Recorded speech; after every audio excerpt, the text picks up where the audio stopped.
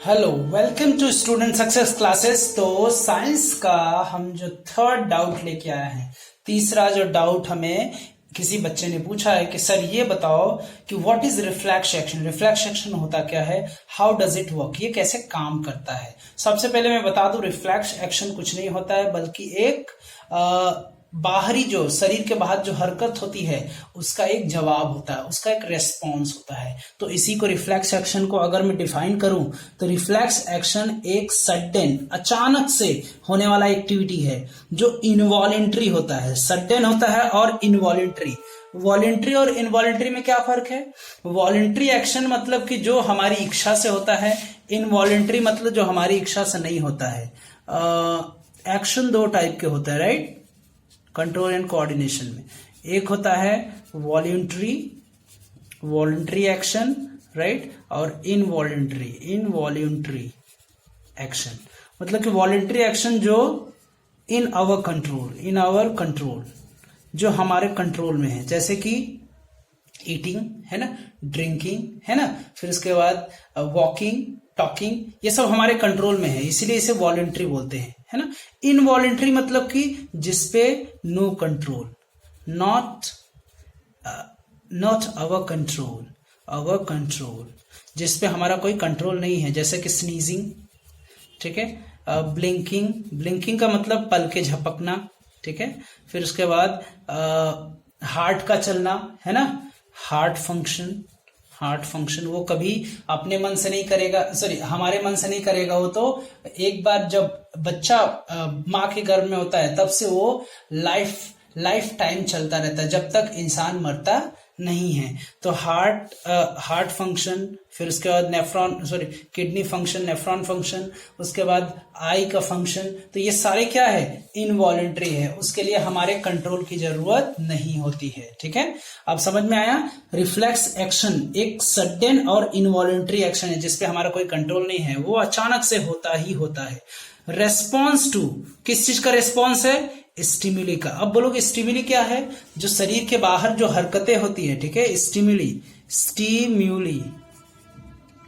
Stimuli और impulse दोनों में क्या फर्क है ना। Stimuli out of the body के बाहर हरकत जो होती है, जैसे कि हीट हुआ, है ना, एयर हुआ, विंड हुआ, है ना, टच हुआ, जो भी चीज हमारे बॉडी के बाहर इट मीन्स हरकतें होते हैं उसे हम स्टिमुली होते हैं। जब बॉडी के अंदर एंटर करता है, इनसाइड द बॉडी, जब बॉडी के अंदर वही स्टिमुली एंटर करती है, वही हरकतें अंदर, तो उसे इंपल्स बोलते हैं, याद रखना, ठीक है। इंपल्स बॉडी के अंदर, स्टिमुली बॉडी के बाहर की हरकतों को बोलते हैं। ठीक है, लेट अस स्टार्ट अहेड, आगे। अब इसका डेफिनेशन एक बार में और खत्म करते हैं। रिफ्लेक्स एक्शन एक ऐसा सडन इनवॉलेंट्री रेस्पॉन्स है जो किस चीज को रिस्पॉन्ड करता है? स्टिमुली की, जो भी शरीर के बाहर हरकतें हुई है उसका जवाब है, उसी को हम रिफ्लेक्स एक्शन बोलते हैं। इट हेल्प्स, इससे होता क्या है, जो ऑर्गेनिज्म, जितने भी जीव हैं, वो फटाक से अपने आप को एडॉप्ट कर लेते हैं एडवर्स सर्कमस्टेंसेस में। मतलब कि उनके साथ कोई अनहोनी होना है या फिर कुछ अनहोनी होने वाला है, तो उसके अगेंस्ट में खुद को फटाक से एडॉप्ट कर लेते हैं। मान लो कि तुम्हारा हाथ गलती से किसी जलते हुए चीज पे पड़ गया, तो फटाक से तुम हटा लोगे, मतलब कि अपने आप को एडॉप्ट कर लिए। कैसे? एडवर्स कंडीशन से आप अपने आप को एडॉप्ट कर लिया और बच गए। ठीक है, फटाक से वहां से हाथ हटा लिए। समझ में आया? तो इसी पूरे एक्शन को ही क्या बोलेंगे? Reflex action. ये सडन होता है अचानक से, और इनवॉलेंट्री जिसपे हमारा कंट्रोल या फिर हमारा कोई कंट्रोल नहीं होता है, वो होगा ही होगा, फटाक से हटेगा ही हटेगा। ठीक है, it helps organism quickly to adopt to an adverse circumstance. The act, ऐसे काम सच एज पुलिंग, जैसे कि अपना हाथ को हटा लेना। कहां से? आफ्टर टचिंग अ हॉट और कोल्ड ऑब्जेक्ट, ज्यादा ठंडा या फिर ज्यादा गर्म चीजों को टच कर दिए अननोविंगली, राइट, अननोविंगली, बिना पता हुए, बिना जाने अनजाने में, तो फटाक से वहां से हाथ हट जाता है। तो ये किस चीज का एग्जाम्पल है? रिफ्लेक्स एक्शन का। ठीक है, अब यहाँ पे एनालॉजी दिया है, मतलब कि एग्जाम्पल दिया है कि कैसे तुम समझोगे, कैसे क्वेश्चन दिया है कि हाउ डज इट वर्क, कैसे ये काम करता है। वो काम कैसे करता है वो हम लोग पहले देख लेते हैं। ठीक है, देख लेंगे तो बेटर है। ठीक है, चलो मैं अपने टैबलेट में ये चीजें मैं आपको निकाल के पहले से मैंने रखा है। ठीक है, तो ये रहा हमारा हाथ। ठीक है, और ये जो बाहर से जो बाहरी जो हरकत है, राइट, जो हीट है, इसको बोलेंगे स्टिमुलस। मैंने क्या बोला? स्टिमुलस। स्टिमुलस किसको बोलेंगे? जो शरीर के बाहर हरकतें होती है। तो ये हीट क्या है? शरीर के बाहर है ना, तो ये बाहरी हरकत को स्टिमुलस बोलेंगे। जैसे ही ये इट मीन्स हमारे सेंसेस को रिसीव होंगे, मतलब कि हमारे बॉडी के अंदर रिसेप्टर्स होते हैं, पूरे उंगली पूरे शरीर पे क्या होते हैं? स्किन पे रिसेप्टर्स होते हैं। रिसेप्टर्स किसको बोलते हैं? डेंड्रॉइड्स को बोलते हैं। क्या बोलते हैं? डेंड्रॉइड्स को। डेंड्रॉइड्स शायद तुमने पढ़ा होगा। डेंड्रॉइड्स किसके ऑर्गन है? ये है न्यूरॉन, नर्व सेल के। तो डेंड्रॉइड्स क्या करता है? रिसेप्टर का काम करता है, मतलब कि जो भी शरीर के बाहर हरकतें हुई है उसको रिसीव करता है। और रिसीव करने के बाद ये क्या करेगा? अब यहां से ये लेके जाएगा। तो ये है क्या? ये है क्या? ये है क्या? ये जो दिख रहा है ये वायर की तरह, इसे बोलते हैं सेंसरी न्यूरॉन। सेंसरी न्यूरॉन क्या बोलेंगे? Sensory neuron. सेंसरी न्यूरॉन का काम है कि जो भी शरीर के बाहर हरकत हुई है उसको कहां तक लेके जाना? सेंट्रल नर्वस सिस्टम यानी स्पाइनल कॉर्ड तक लेके जाना। ये आपका स्पाइनल कॉर्ड है, ये पूरा जो स्पाइनल कॉर्ड। अब बोलोगे सर स्पाइनल कॉर्ड क्या होता है? स्पाइनल कॉर्ड वो भी देख लेते हैं। स्पाइनल कॉर्ड कुछ नहीं होता है बल्कि ये हमारा ब्रेन है। ठीक है, ये हमारा ब्रेन रहा, ब्रेन। ठीक है, सेंट्रल नर्वस का सिस्टम है, सॉरी हिस्सा है। और ये जो पूरा जो बैकबोन दिख रहा है, बैकबोन के ठीक बीचों बीच ये बीच वाला हिस्सा ये रहा। बीच वाला कलर में चेंज कर लेता हूं, है ना। बीच वाला हिस्सा ये रहा, बीच वाला। तो यही बीच वाले पार्ट में क्या होता है? बंच होता है, राइट। ऐसे बहुत सारे बंच होते हैं, अंदर की तरफ बंच होते हैं। किसके बंच होते हैं? न्यूरॉन्स के होते हैं। किसके? सॉरी न्यूरॉन्स के नहीं, ये किसके होते हैं? स्पाइनल कॉर्ड के। ये जो यहाँ पे बीच में है ये किसका बंच है? Spinal cord. Spinal cord. ठीक है ना, स्पाइनल कॉर्ड के। तो अब जो मैंने बोला कि स्पाइनल कॉर्ड बहुत ऊपर से पूरा नीचे तक होते हैं। ये पूरे बॉडी को कंट्रोल एंड कोऑर्डिनेशन करने में क्या करते हैं? काफी ज्यादा बहुत मदद करते हैं। कभी कभी क्वेश्चन आता है कि ये बताओ अगर किसी की बैकबोन ब्रेक हो गई, टूट गई, तब क्या करोगे? यहां से टूट गई, यहां से टूट गई, कहीं एक जगह से टूट गई, तब क्या होगा? तो डेफिनेटली क्या होगा? यहां से जो इंफॉर्मेशन ब्रेन को जा रहा था तो वो कम्युनिकेट करने में दिक्कत आएगी, यानी कि जो कंट्रोल कोऑर्डिनेशन में डिस्टर्बेंस क्रिएट होगा। ठीक है, तो बराबर जो ये जो इंफॉर्मेशन ब्रेन तक चला जाता था वो नहीं जा पाएगा अगर ये बैकबोन टूट जाएगा। ठीक है, तो बैकबोन टूटेगा तो बैकबोन के बीचों बीच में ही तो होता है क्या? स्पाइनल कॉर्ड ही तो कंट्रोल कोऑर्डिनेशन में पूरा सपोर्ट करता है। तो जब यही टूट जाएगा तो क्या होगा? एक तरीके से जो डिस्टर्बेंस आएगी। चलो अब यहाँ पे स्पाइनल कॉर्ड समझ में आया। स्पाइनल कॉर्ड का ये एक कटा हुआ हिस्सा है, याद रखना। ये एक कटा हुआ हिस्सा है ना, एक कटा हुआ हिस्सा है जो एच शेप में होता है। सॉरी, देखने पे ऐसा दिखता है, जिसके अंदर ग्रे मैटर होता है, इसको बोलते हैं ग्रे मैटर। ठीक है, ये एच शेप का ग्रे मैटर होता है। यहां पे क्या होता है? इंफॉर्मेशन आता है। सबसे पहले यहां से इंफॉर्मेशन जाएगा, है ना, यहां से इंफॉर्मेशन जाएगा सबसे पहले। यहां से ये कौन सा न्यूरॉन है? Sensory neuron. कौन सा? जो सेंस करके इट मीन्स मैसेज को लेके जाता है कहां? स्पाइनल कॉर्ड तक, उसे बोलते हैं सेंसरी न्यूरॉन। ठीक है, सेंसरी न्यूरॉन।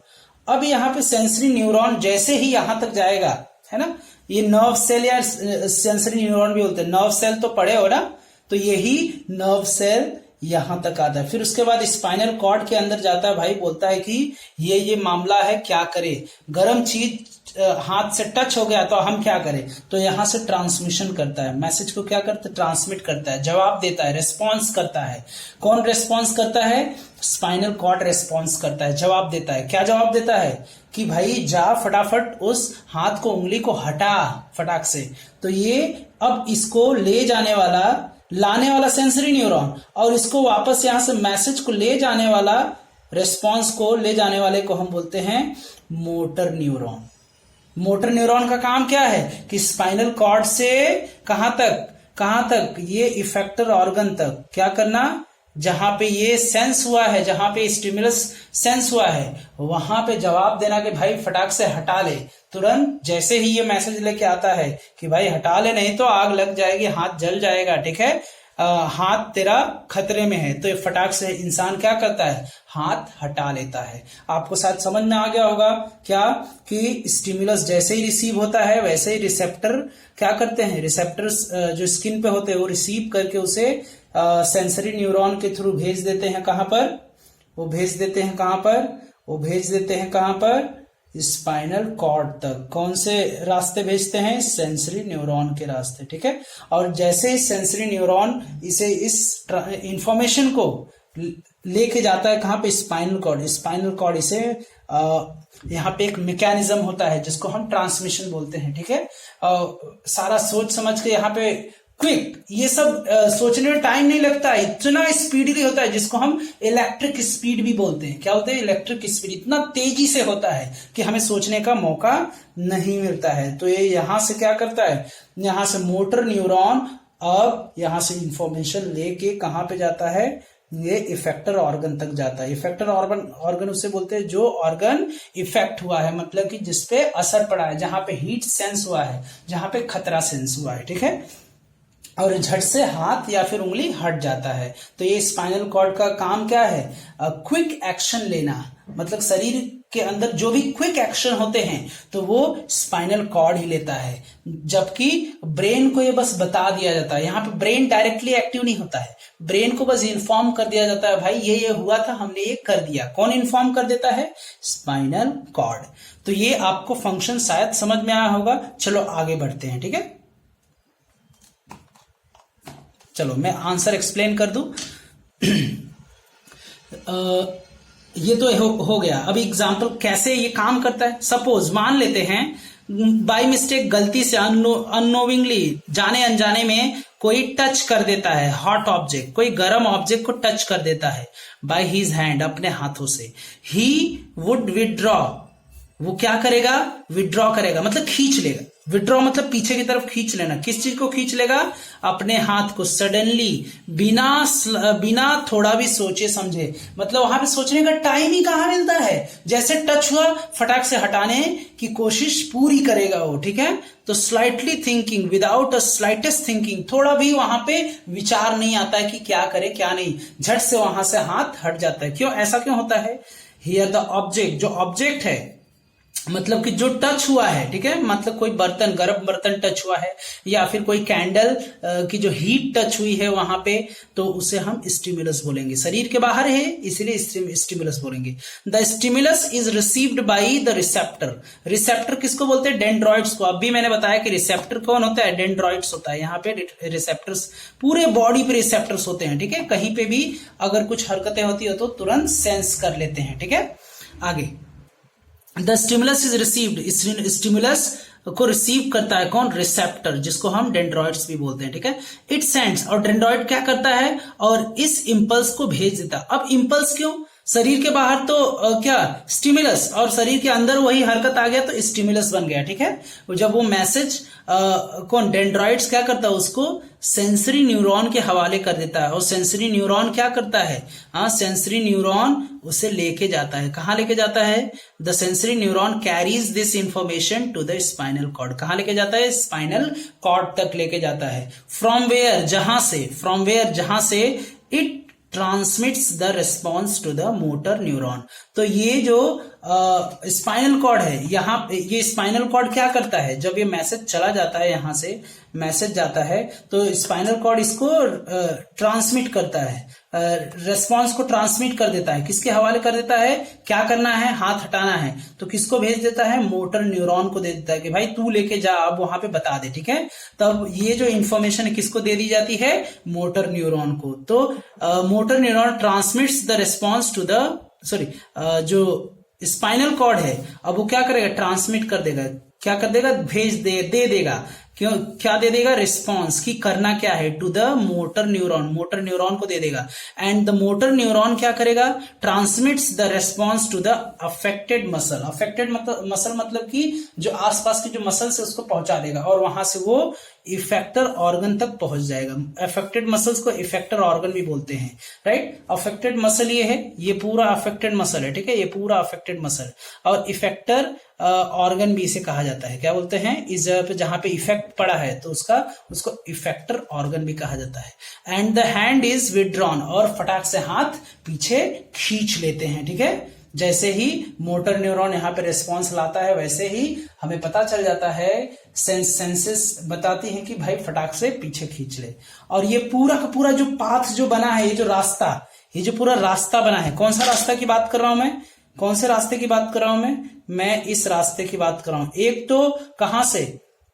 डेंड्रॉइड से लेकर, रिसेप्टर से लेकर स्पाइनल कॉर्ड तक, और दूसरा स्पाइनल कॉर्ड से लेकर इफेक्टर ऑर्गन तक, ठीक है ना। ये पूरा रास्ता बन गया, इस रास्ते को पाथ बोलते हैं। क्या? पाथ। पाथ मतलब रास्ता।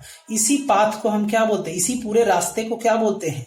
ये रिफ्लेक्स एक्शन, जिस एक रास्ता बना रहा है जाने का फिर वहां से आने का, तो ये रास्ते को ही क्या बोलते हैं? रिफ्लेक्स आर्क बोलते हैं। क्या बोलते हैं? रिफ्लेक्स आर्क बोलते हैं, ARC। कभी कभी क्वेश्चन पूछता है कि what is reflex arc? The path made by the reflex action from receptor to spinal cord and from spinal cord to receptor is called reflex arc।